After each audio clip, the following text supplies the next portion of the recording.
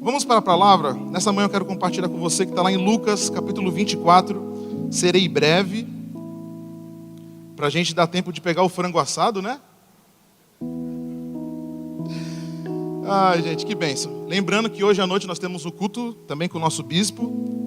E se você quer mais informações, mês que vem, dia 22, 23 e 24, nós teremos uma conferência do Só para Elas, para as mulheres. Então, se você deseja participar, lá na recepção você pega todas as informações e também já faz a sua inscrição. Lucas capítulo 24, a partir do versículo 1, a Bíblia Sagrada diz assim: No primeiro dia da semana, de manhã bem cedo, as mulheres tomaram as especiarias aromáticas que haviam preparado e foram ao sepulcro. Encontraram removida a pedra do sepulcro, mas quando entraram, não encontraram o corpo do Senhor Jesus. Ficaram perplexas, sem saber o que fazer. De repente, dois homens com roupa que brilhavam como a luz do sol, colocaram-se ao lado delas. Versículo 5. Amedrontadas, as mulheres baixaram o rosto para o chão e os homens lhe disseram: Olha a pergunta que os anjos fizeram. Por que vocês estão procurando entre os mortos aquele que vive? Eu quero que você repita comigo essa pergunta dos anjos. Por que vocês estão procurando entre os mortos aquele que vive? Vamos ao versículo 6. Ele não está aqui, ressuscitou. Lembre-se do que ele lhes disse quando ainda estava com vocês na Galileia. Olha o que Jesus disse: que é necessário que o Filho do Homem seja entregue nas mãos de homens pecadores, seja crucificado e ressuscite no terceiro dia. Então se lembraram das suas palavras. Versículo 9. Quando voltaram do sepulcro, elas contaram todas as coisas aos 11 discípulos, né? E todos os outros. Versículo 10. Mas que contaram estas coisas aos apóstolos foram Maria Madalena, Joana e Maria, mãe de Tiago, e outras que estavam com elas. Versículo 11. Mas eles não acreditaram nas mulheres. As palavras delas lhes pareciam loucas. Amém? Bom, hoje é domingo de manhã, primeiro dia da nossa semana, de acordo com o nosso calendário ocidental. Mas esse texto, nós estamos lendo ele no domingo. Isso tudo aconteceu no domingo. Mas eu quero voltar na sexta-feira. Sexta-feira acontece a maior divisão da história. Agora Jesus, ele é condenado, injustiçado, maltratado, humilhado por fazer uma coisa. Ele te amou e ele me amou, e por isso ele foi crucificado, espancado. Ele foi literalmente pisado.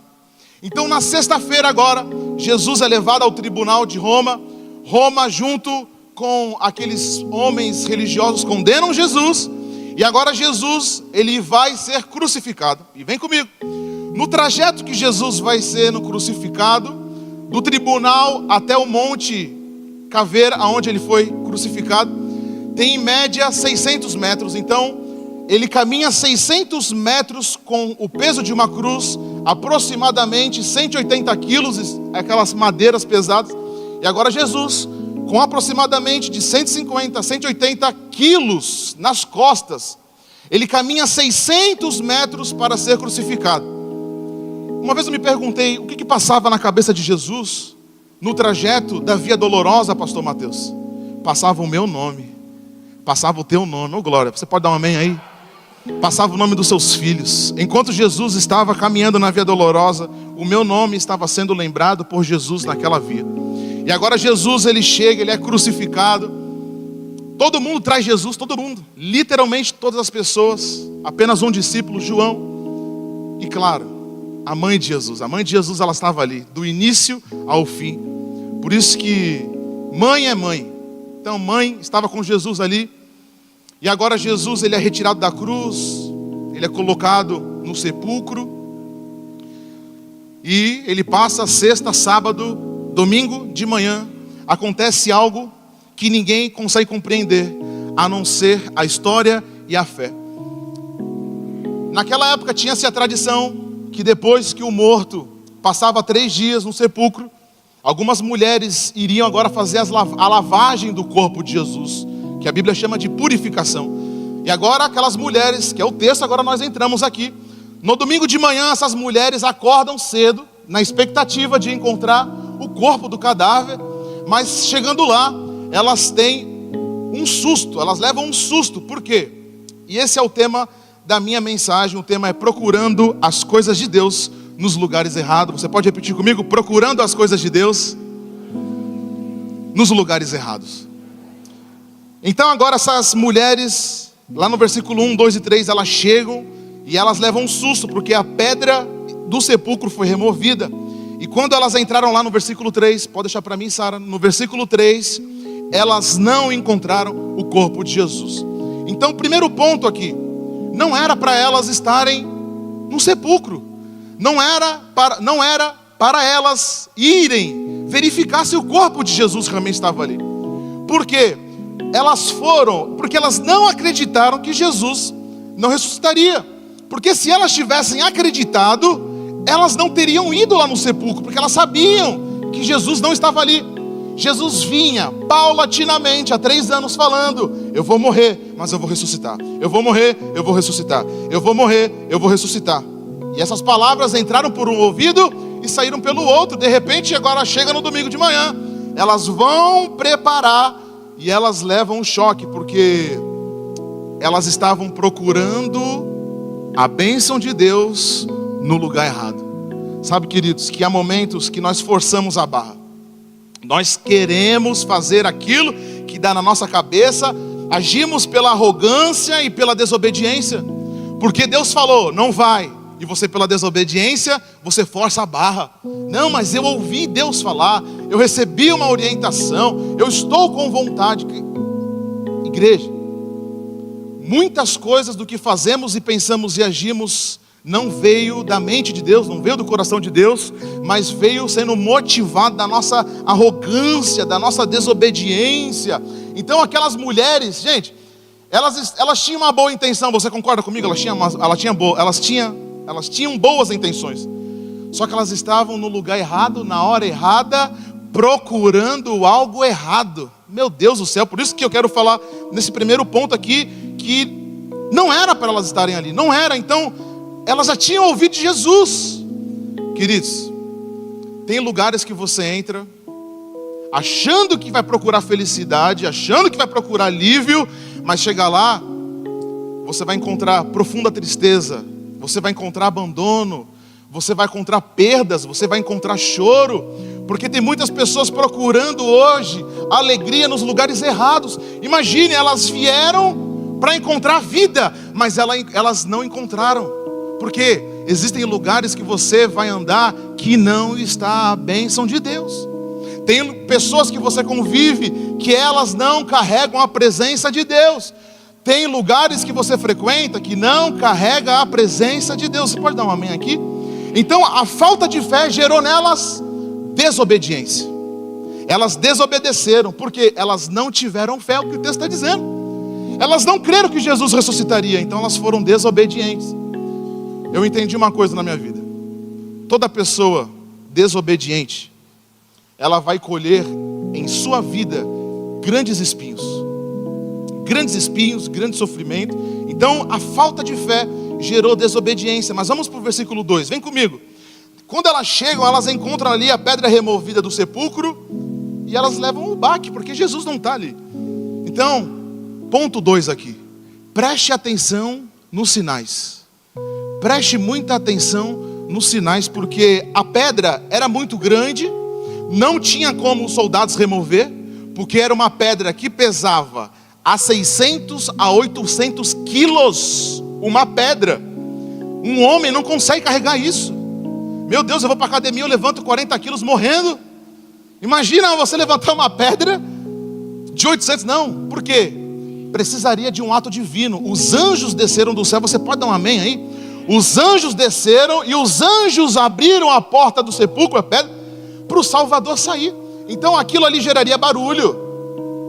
Imagina você arrastar 800 quilos, faz barulho, incomoda, chama atenção. A Bíblia diz que na hora que os anjos chegam, os soldados que estavam na porta do sepulcro, eles levam um susto, meu irmão. Eles caem de joelho, eles ficam fingindo de mortos. A Bíblia diz que eles se fingem de mortos para não dar de cara com o anjo. Então, presta atenção nos sinais. Existem dois tipos de sinais: os sinais que vêm de Deus e os sinais que são as minhas consequências. Eu quero falar sobre isso, porque os sinais que Deus dá para você gera no seu coração arrependimento. Deus me dá um sinal. Primeiro, tem que gerar em você arrependimento, tem que gerar em você transformação. Os sinais de Deus gera em você transformação. Então, se você anda fazendo coisa errada, Deus vai despertar você para começar a fazer as coisas certas. Deus também vai, os sinais de Deus gera conversão. Eu vejo muita gente, Deus me dá um sinal, mas a vida não muda, o coração não muda, a visão não muda, o jeito de tratar a família não muda, o jeito de tratar as coisas da vida não muda. E por último, gera santidade. Senhor, me dá um sinal. O sinal de Deus tem que gerar em mim santidade, compromisso, fidelidade com Ele. Mas e os sinais que são as minhas consequências, né? As consequências das minhas atitudes, da minha desobediência, vai gerar tristeza, separação da voz de Deus. Já percebeu que todo desobediente, ele não consegue ouvir a voz de Deus? Ele ouve vozes de demônio, ele ouve a comunicação do inferno, mas ele não consegue ouvir a voz de Deus, porque a desobediência vai deixando ele surdo para a voz de Deus, para a orientação de Deus. E por último, as consequências irão trazer destruição para minha casa, para minha família, para minha vida emocional, para minha vida financeira, porque existem dois tipos de sinais: os sinais que vêm de Deus, que é bom, e os sinais que são as consequências pela minha desobediência. Então, quando elas chegam lá, elas têm um sinal: opa, a pedra não está mais aqui. Significa o quê? Não era para mim estar aqui, porque Ele falou a verdade, Ele ressuscitou. O que eu estou fazendo aqui? Segundo, eles entram no sepulcro e o corpo de Jesus não está lá. Segundo sinal, observe, gente, aquelas mulheres estavam fazendo a coisa certa, mas elas já estavam desobedecendo a Deus. Tem muita gente que acha que está fazendo a coisa certa, mas para Deus é desobediência. Tem muita gente achando que está fazendo a coisa boa, mas para Deus é reprova. Deus está reprovando, Deus está literalmente afastando, porque Ele acha. Então aquelas mulheres chegam, a porta não está aqui. O que elas deveriam fazer? Voltar para casa. Gente, realmente o mestre falou, mas elas insistiram. Elas vão no sepulcro, cadê o corpo? Elas desobedeceram 2 vezes. 2 sinais que Deus deu. Gente, eu vou falar uma coisa para você. Deus, Ele é tão rico em misericórdia, que Ele vai dando sinais para as pessoas. Ele vai dando sinais. Ele dá sinal pela boca de um, Ele vai. Chega uma hora que os sinais não bastam. Aquelas pessoas precisam agora colher as consequências da desobediência. Então Deus vem falando há muito tempo, e ela vem fechando os ouvidos para a voz de Deus. E agora ela vai começar a colher a consequência da desobediência. Você consegue lembrar uma consequência que você colheu pela sua desobediência aí? Alguém consegue? Bastante gente, porque muitas vezes nós desobedecemos a Deus, não é verdade? E por muitas vezes também nós colhemos o fruto da desobediência, porque Deus dá sinais, mas os sinais de Deus muitas vezes se esgotam a ponto de entrar as consequências. Mas vamos continuar no texto, versículo 4. Agora elas chegam, elas ficam perplexas, sem saber o que fazer. De repente os 2 homens que brilham como o sol se colocam do lado delas, e o versículo 5 é maravilhoso. Elas ficam amedrontadas, cabeça baixa, e os homens perguntam: por que vocês estão procurando entre os mortos aquele que vive? Terceiro ponto que eu quero falar com você: tudo muda com uma repreensão. Eita! Repita comigo: tudo muda com uma repreensão. Os anjos chegam. Meu Deus, eu queria pegar 3 mulheres aqui com exemplo. Vem aqui, pastora Jéssica, Ariana, vem aqui, por favor. Fica só aqui. Imagina que eu sou o anjo. Vem aqui, pastor Mateus. Apesar que eu sou mais bonito que o anjo. Vem aqui do meu lado. Vamos fingir que nós somos... Vira para mim vocês aqui. Nós somos os 2 anjos que abriram a porta. E agora nós empurramos e chega lá 3 mulheres. A Bíblia diz que tinha mais, tá? Mas eu vou usar 3 exemplos aqui. Elas chegam lá, fazem cara de espanto, medo assim. Não, tem que ser muito medo. Ah, meu Deus. A Bíblia diz que elas ficaram com a cara no chão. Bota a cara no chão. E agora os anjos perguntam: o que vocês estão fazendo aqui?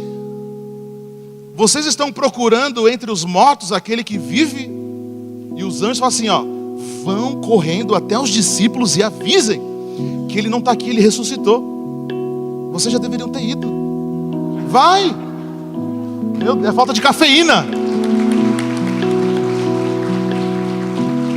E agora, os anjos chegam, repreende ela. Gente, os anjos foram sarcásticos.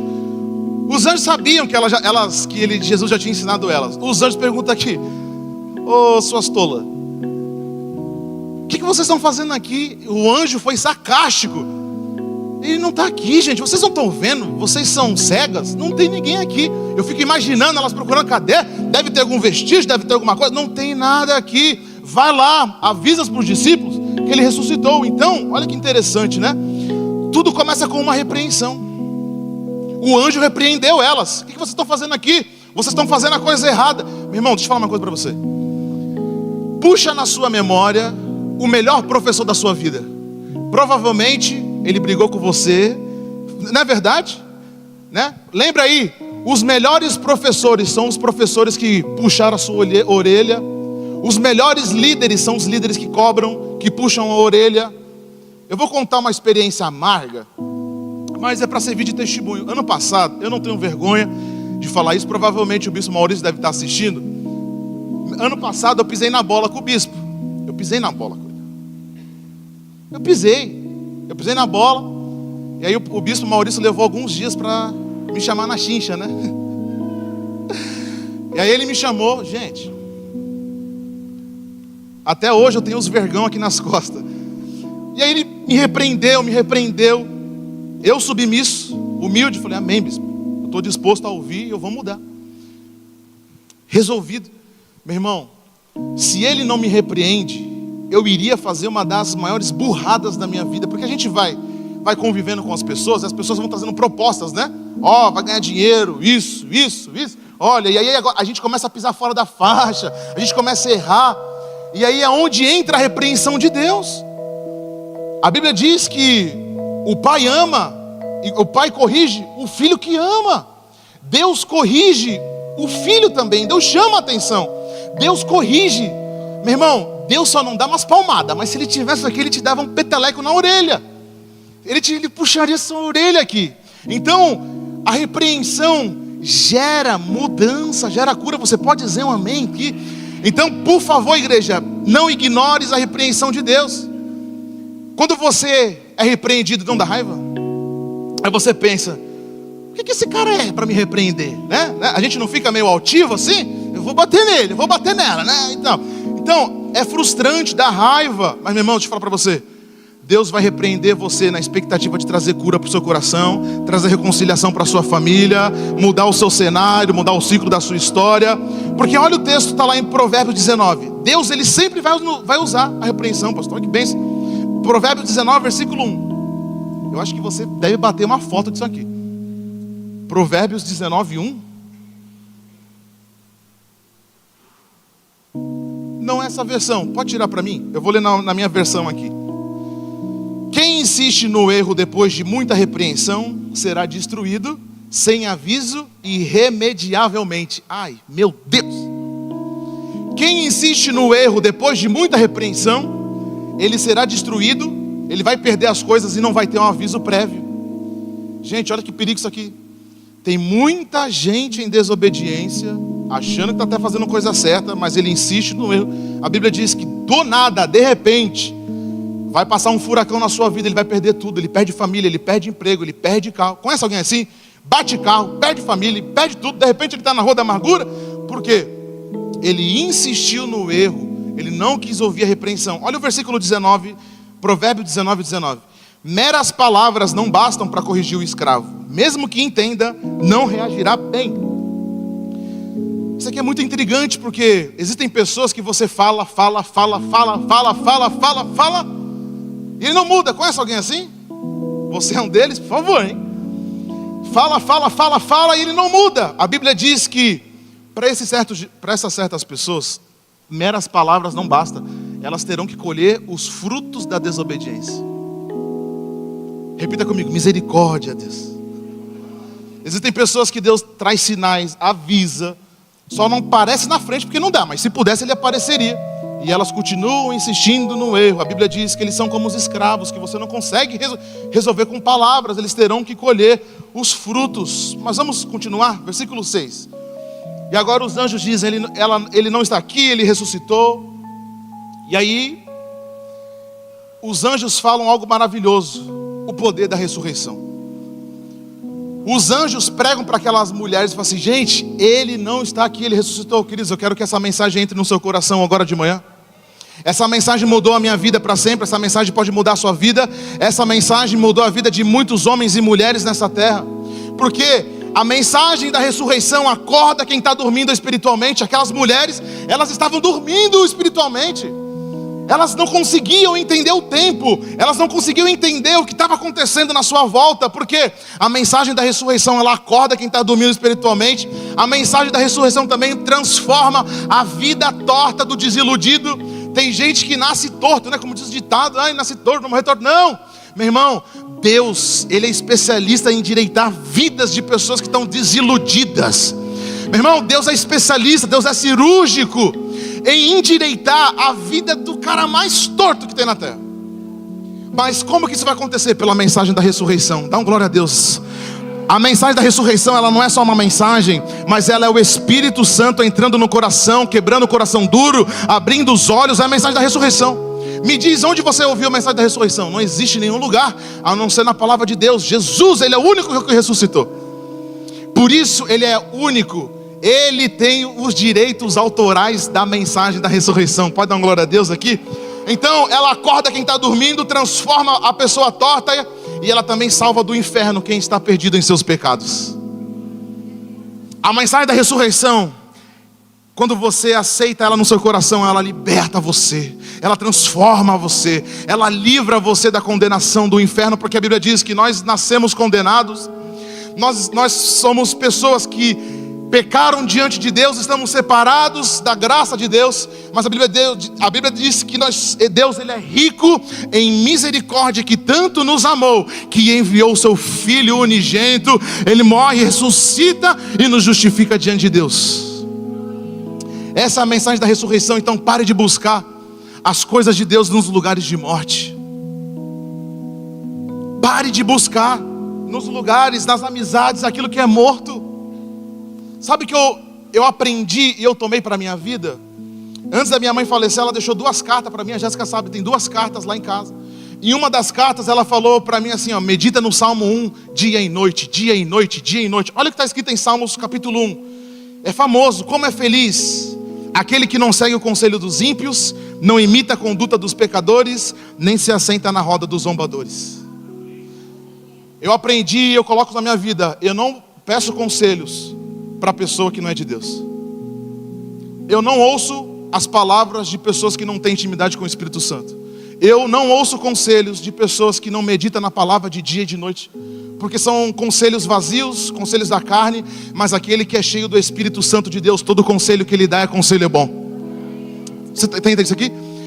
Quem tem a palavra de Deus, todo conselho, quando ele abre a boca, sai poder, sai mudança, sai transformação, sai cura. Tem um homem que eu admiro muito. Ele mora no Rio Grande do Sul, e todas as vezes que eu tinha um problema, eu ia na casa dele. Ele é muito mais velho do que eu, e eu falava para ele: seu Armando, eu preciso disso. Quando você sentava com ele, a Jéssica lembra disso. É pura Bíblia, é uma Bíblia ambulante. E todo conselho que ele me deu, eu botava em prática e dava certo, porque ele era um homem de Deus. O que eu quero trazer esse exemplo para você? A partir de hoje, procure pessoas que tenham Deus, que fale as coisas de Deus. Às vezes a gente quer procurar pessoas: eu tenho experiência na vida, eu fiz isso. Meu irmão, se experiência mudasse alguém, o mundo estaria hoje 100% mudado, porque de experiência o mundo está cheio. Mas de alguém de Deus, cheio do temor de Deus, esses são poucos. Então eu vou repetir para você: pare de buscar a vida nos lugares de morte. E por último, vamos lá para o versículo 8. Quero encerrar a mensagem nesse 5º ponto. Então, depois que os anjos falaram para elas, elas se lembraram. Então elas voltaram do sepulcro, correram e contaram para os 12. E no versículo 11 diz o seguinte: que quando aquelas mulheres contaram, os discípulos chamaram elas de loucas. Você está maluca? Porque lembrar é mais importante do que a informação. Elas tinham no coração a mensagem, elas sabiam, mas elas esqueceram. Então a mensagem despertou nelas novamente o chamado de Deus. Meu irmão, nessa manhã eu vim aqui essa noite nessa manhã eu vim aqui por Deus para despertar o chamado que Deus tem em você. Deus confia em você. Deus tem uma responsabilidade a você. Deus tem uma missão específica. Para de enterrar os dons de Deus. Para de enterrar a voz de Deus, porque aquelas mulheres, elas estavam adormecidas, pastor Marcelo, elas estavam dormindo, mas o anjo pregou para elas, e a mensagem levantou aquelas mulheres a ponto de elas correrem e falar assim: gente, pelo amor de Deus, Jesus ressuscitou, Ele não está mais lá, vai, levanta daí, acorda aí. A Bíblia diz que os discípulos estavam meio xoxo, eles estavam com medo, e de repente elas chegam e falam assim: Ele não está lá. E aqueles homens acovardados, a Bíblia diz que eles levantam, cheio de vigor, cheio de energia, e eles foram consultar, e eles chegam lá, e de repente Jesus realmente não está mais ali. Sabe o que eu entendi? Que a mensagem da ressurreição desperta aquele que está morto.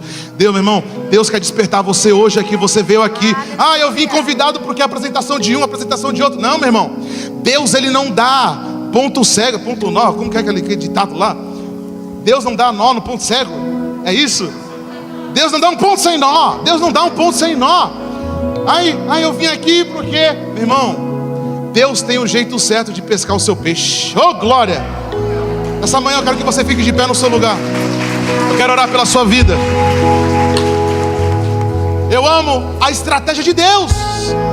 Eu amo as estratégias de Deus, porque você acha que você veio aqui porque é mais um culto.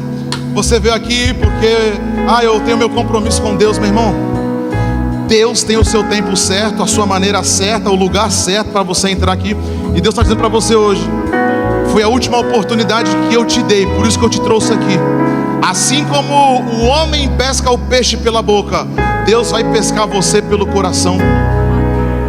Você recebe essa palavra aí? Eu quero que você no seu lugar feche seu coração. Feche os seus olhos e abra o seu coração. Eu quero orar pela sua vida. Eu quero orar por você que deseja entregar sua vida a Jesus. Se existe alguém aqui nessa manhã cansado dessa vida que só te maltrata, essa vida de perdas, Deus está dizendo para você: hoje é o dia de você entregar sua vida a Jesus. Se você deseja entregar sua vida a Jesus, eu quero te convidar, você vir até aqui à frente, eu quero orar por você. Se essa mensagem falou com você, eu quero te convidar, vem até aqui à frente, eu quero orar por você. Eu quero lançar uma palavra profética na sua vida, porque Jesus, Ele é o único que salva, Ele restaura. Olha, glória a Deus. Vem, sai do seu lugar. Hoje é o único, hoje pode ser a sua última oportunidade que Deus está dando para você. Talvez, a Bíblia diz que o amanhã, ele não nos pertence. Eu não sei o que pode acontecer comigo amanhã. Hoje é o dia da oportunidade. Oh, glória a Deus. Hoje é o dia da oportunidade. Hoje é o dia que Deus te concede oportunidade. Olha quantas pessoas entregando a sua vida a Jesus. Vamos aplaudir ao Senhor. Eu creio. Eu creio que Jesus hoje pode mudar a sua vida hoje aqui.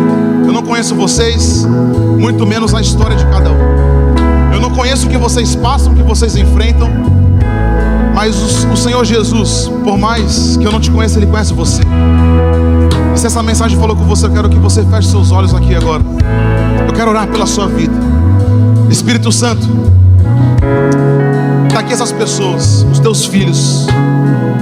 E eu peço, Pai, que Tu possa habitar agora no coração deles. Limpa essa casa suja. Limpa essa casa suja, Senhor, e coloca um novo morador. A partir de hoje haverá um novo morador dentro de vocês. Esse morador é o Espírito Santo. Ele só pode habitar em uma casa limpa. Ele não habita em casa suja. Ele não habita num coração poluído, num coração viciado, mas ele habita no coração servo. Eu oro pela vida de vocês agora em nome de Jesus. Se vocês puderem repetir comigo essa oração. Senhor Jesus, Tu morreu, ressuscitou e me inocentou diante de Deus. E por isso eu posso chegar diante do Pai como um filho amado, restaurado, perdoado, pronto para viver o chamado de Deus. Me aceita na sua família, Senhor. E obrigado, porque tu me salvou num mar de escuridão. Obrigado porque tu já escreveu meu nome no livro da vida. Agora eu estou pronto para viver o teu chamado. Em nome de Jesus. Amém. Amém. E amém. Deus abençoe vocês. Que vocês possam receber a mensagem de Deus essa manhã. Se você puder sair do seu lugar, dá um abraço nessas pessoas aqui. Se você puder sair do seu lugar, dá um abraço.